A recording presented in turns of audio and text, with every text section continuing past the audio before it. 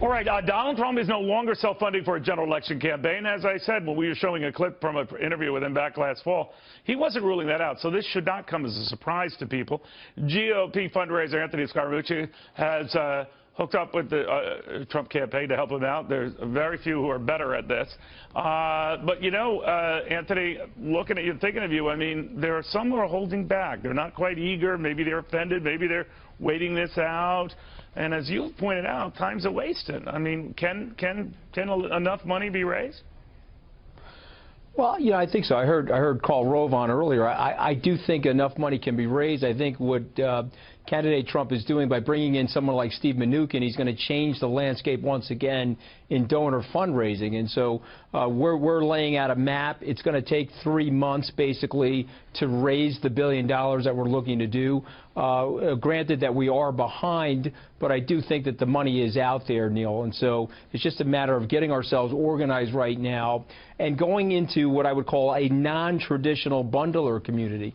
And so, listen, I'm a team playing Republican. I had other candidates that I was bundling for, but Donald Trump is the people's choice for the Republican Party. And as a team player, I think it's very important for me and other people like me to join forces with him.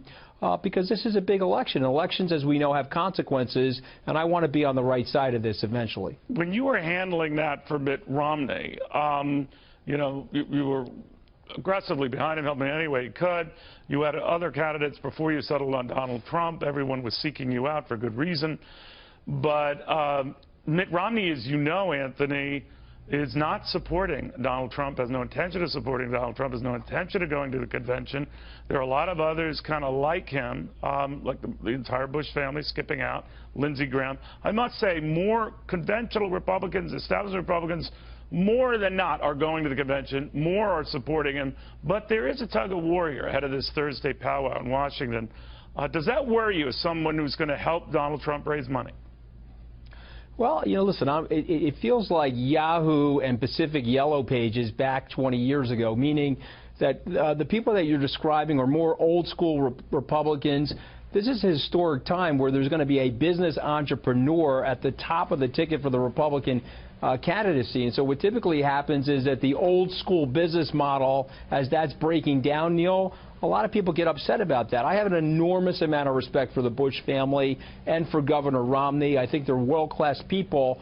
But, you know, we can agree to disagree on this one issue. For me, I'm a team-playing Republican, and so had Governor Romney lost in 2012, I would have switched to whoever the eventual nominee is. And so I'm calling on my fellow Republicans to do that.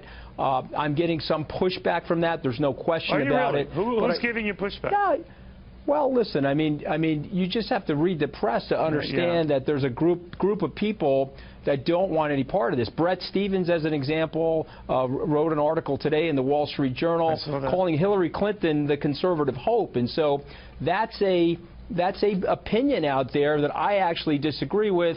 You know, I feel that we have the biggest opportunity right now to catch on to the passion that Donald Trump has created. And it might be working. Let's face when in these battleground polls, he's very competitive with Hillary Clinton. I mean, he's winning in Ohio. We also heard out of his campaign tonight, Anthony, that he has narrowed that list of potential running mates to 5 or 6 people. Chris Christie. Are you on that list, Neil? No, I am not in a million years. You know, he's not a fan, but that's fine. Very few are. But I was curious to the fact that he has already He actually is a fan, by the way. Okay, that's good to know. 5 or 6 people, right? Chris Christie is apparently still on that list. Just a guess. Can you see him making Christie the running mate? You know, listen, I'm not a part of that decision-making process. I think you are. Listen, I think Governor Christie's been incredibly loyal to him, and so why wouldn't he be on that list? He's an accomplished executive. He's run the state successfully. Does he need a woman to help him with the female vote? Is that too patronizing? Here's what I would say. I don't think he wants to go off of that traditional dogma that you see with these politicians in terms of the rotisserie baseball of it. I think he wants to pick somebody that's going to help him govern, Neil. Would you ever entertain a role in the Trump administration?